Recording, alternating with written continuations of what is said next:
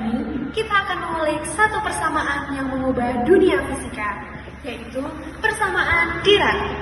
Pernahkah kalian bertanya, bagaimana sains mempersatukan dunia kuantum dengan relativitas khusus? Awalnya, fisikawan punya dua teori utama, yaitu mekanika kuantum dan relativitas khusus. Persamaan Schrödinger berhasil menggambarkan perilaku elektron, tapi tidak sesuai untuk partikel yang bergerak mendekati kecepatan cahaya. Sementara itu, persamaan relativistik lain seperti Klein-Gordon malah punya masalah lain, seperti solusi probabilitas negatif dan spin tidak muncul secara alami. Paul Dirac, seorang fisikawan Inggris, ingin membuat persamaan gelombang yang konsisten dengan kedua teori. Ia mencari bentuk yang linear terhadap energi dan momentum, sehingga persamaan tetap sesuai relativitas khusus dan tetap punya interpretasi probabilistik yang baik. Dirac memperkenalkan matriks alfa dan beta dalam bentuk matriks 4x4 yang menghasilkan bispinor, yaitu fungsi gelombang 4 komponen. Dengan bentuk persamaan seperti ini. Matriks-matriks ini bukan sekadar matematika rumit, tapi mereka merepresentasikan spin elektron dan memungkinkan adanya solusi baru di dunia partikel. Dari persamaan inilah spin elektron yang merupakan sifat intrinsik partikel muncul secara alamiah, bukan sekedar asumsi. Lebih jauh lagi, solusi energi negatif membawa kita pada konsep antimateri, di mana positron sebagai anti-elektron yang secara eksperimental ditemukan tak lama setelah Dirac memprediksinya. Gelombang 4 komponen atau bispinor memuat dua komponen terkait elektron yang berupa spin naik dan spin turun, dan dua komponen positron yang juga berupa spin naik dan spin turun. Matriks-matriks yang digunakan ini punya sifat antikomutatif dan Hermitian. Persamaan Dirac menjadi dasar teori medan kuantum dan mempengaruhi banyak cabang fisika, dari partikel hingga material modern seperti grafena. Dirac juga menunjukkan betapa pentingnya keindahan matematika dalam penemuan ilmiah. Persamaan Dirac bukan hanya tonggak sejarah dalam fisika teoritis, tetapi juga jembatan penting yang menghubungkan dunia kuantum dan relativitas khusus. Dari lahirnya konsep spin hingga prediksi antimateri, persamaan ini telah membuka jalan bagi pemahaman yang lebih dalam tentang alam semesta dan partikel penyusunnya. Kemudian, masuk ke dalam materi tambahan berupa penjabaran matematis dan analisis penurunan persamaan Dirac.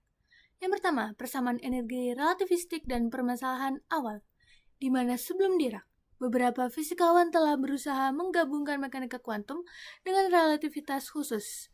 Relasi energi relativistik untuk partikel bebas diberikan oleh E kuadrat sama dengan P kuadrat C kuadrat ditambah M kuadrat C pangkat 4. Dalam mekanika kuantum, operator energi dan momentum didefinisikan sebagai untuk energi adalah IH bar do per do T, sedangkan untuk momentum adalah minus IH bar nabla. Kemudian substitusi langsung ke persamaan energi yang akan menghasilkan persamaan Klein-Gordon yang ditunjukkan oleh persamaan 3. Nah, meskipun konsisten dengan relativitas, persamaan Klein-Gordon memiliki dua masalah utama. Yang pertama, bersifat orde 2 terhadap waktu sehingga tidak dapat ditulis dalam bentuk evolusi kuantum.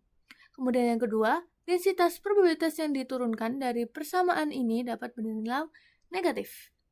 Kemudian ada ide dari kunci persamaan Dirac, yaitu akar kuadrat dari operator fungsi, di mana dia menggunakan pendekatan baru untuk mencari bentuk linear terhadap operator energi dan momentum, dituliskan oleh persamaan 4.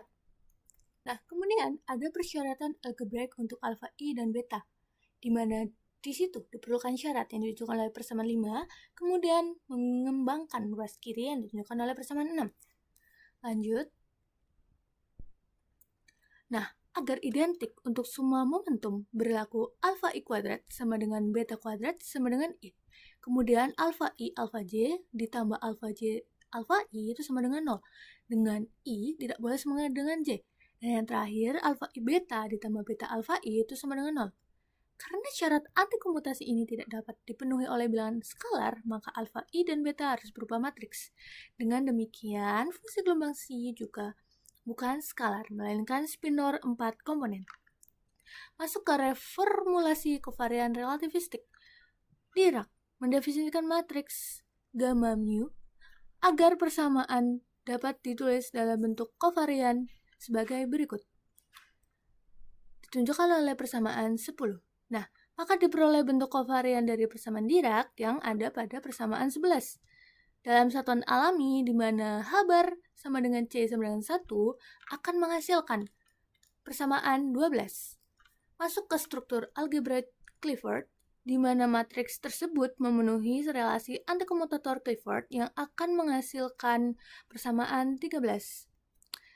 Kemudian relasi tersebut menjamin bahwa jika persamaan Dirac dikuadratkan, hasilnya adalah persamaan Klein-Gardner yang ditunjukkan persamaan 14.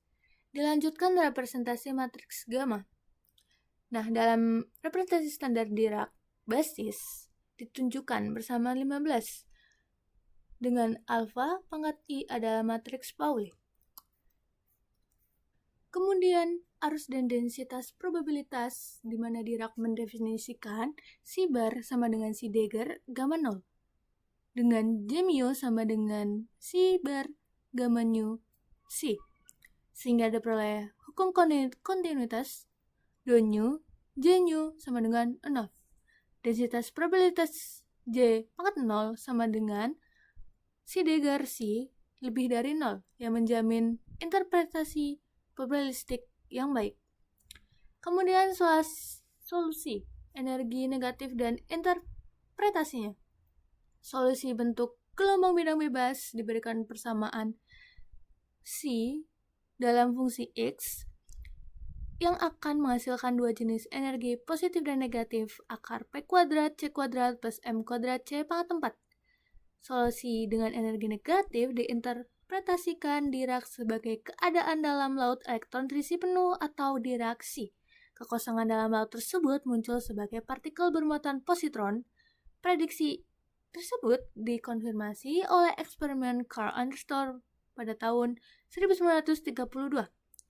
Terakhir ada interaksi elektromagnetik.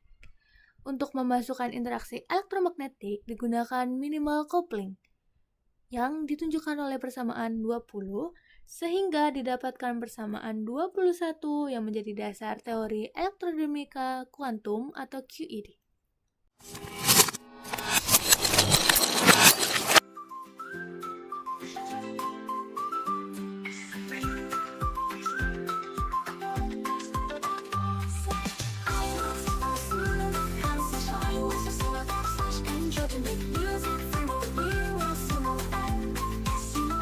Terima kasih sudah menyimak video ini.